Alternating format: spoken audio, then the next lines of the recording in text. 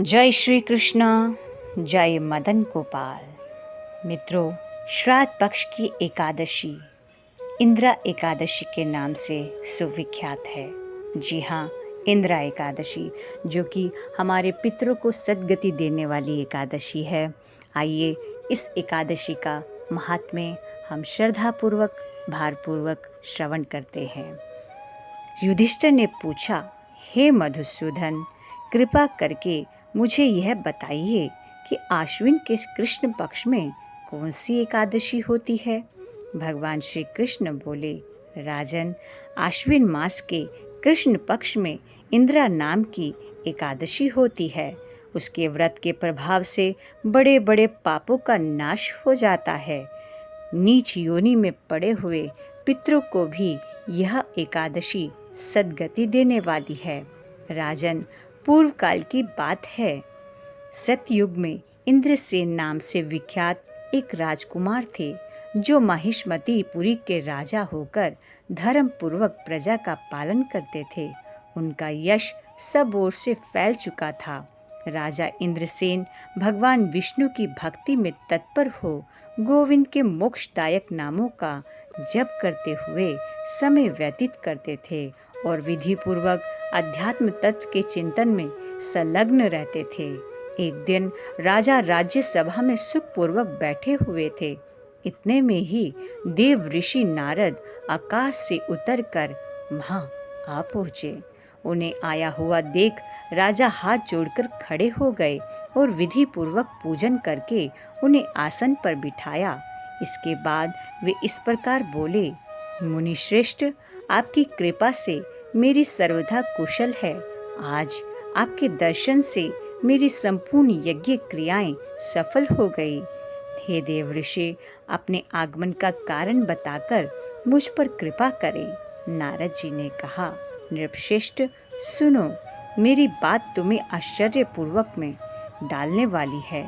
मैं ब्रह्मलोक से यमलोक में गया था। वहाँ एक श्रेष्ठ आसन पर बैठा और यमराज ने भक्ति पूर्वक मेरी पूजा की। उस समय यमराज की सभा में मैंने तुम्हारे पिता को भी देखा था। वे व्रत भंग के दोष से वहां आए थे। राजन, उन्होंने तुमसे कहने के लिए एक संदेश दिया है, उसे सुनो। उन्होंने कहा, बेटा, मुझे इंद्रा एकादशी के व्रत का पुण्य देकर स्वर्ग में भेजो। उनका यह संदेश लेकर मैं तुम्हारे पास आया हूँ। राजन, अपने पिता को स्वर्ग लोक की प्राप्ति कराने के लिए इंद्रा एकादशी का व्रत करो। राजा ने पूछा, भगवान, कृपा करके इंद्रा एकादशी का व्रत बतलाइए। किस पक्ष में, किस तिथि को तथा किस विधि से यह व्रत करना चाहिए। नारद जी ने कहा, राजेंद्र, सुनो, मैं तुम्हें इस व्रत की शुभ कारक विधि बतलाता हूँ।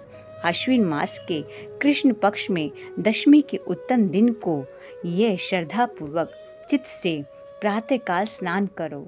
फिर मध्याह्न काल में स्नान करके एकाग्रचित हो एक समय भोजन करो तथा रात्रि में भूमि पर सो।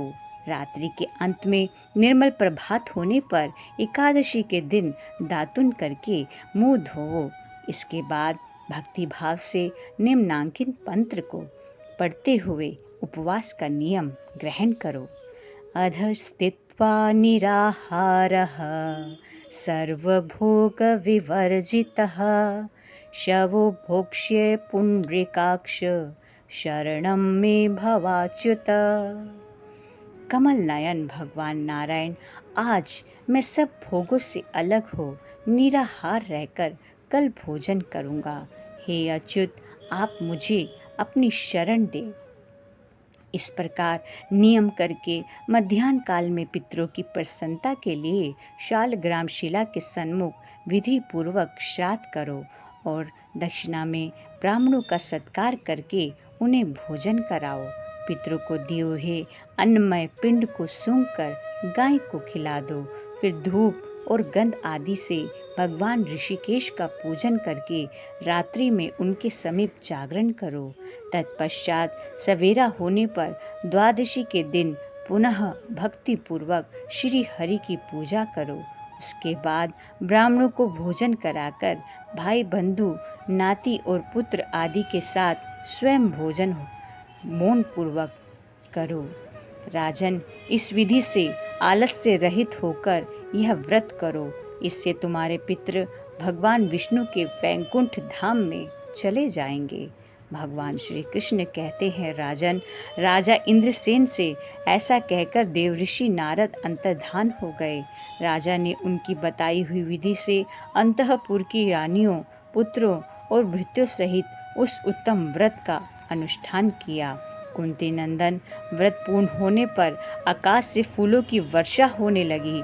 इंद्रसेन के पिता गरुड़ पर आरूढ़ होकर श्री विष्णु धाम को चले गए और राजऋषि इंद्रसेन भी निष्कंटक राज्य का उपभोग करके अपने पुत्र को राज सिंहासन पर बिठाकर स्वयं स्वर्ग लोक को चले गए।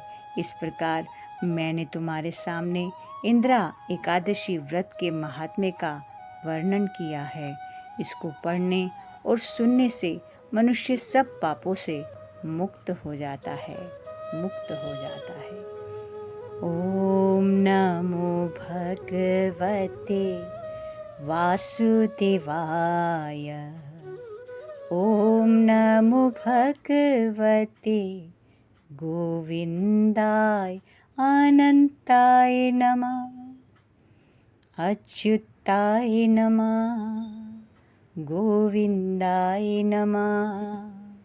गोपालाय नमः। श्री कृष्णाय नमः। महतेजाय नमः। सुंदराय नमः। वासुदेवाय नमः। आइए इसी शुभ संकल्प के साथ हम सभी भी एकादशी व्रत को अपने जीवन में धारण करें और इस एकादशी व्रत महात्म्य को अधिक से अधिक जनों तक पहुंचाने की आप सेवा करें। जय श्री कृष्णा। जय मदन गोपाल। जय मदन गोपाल।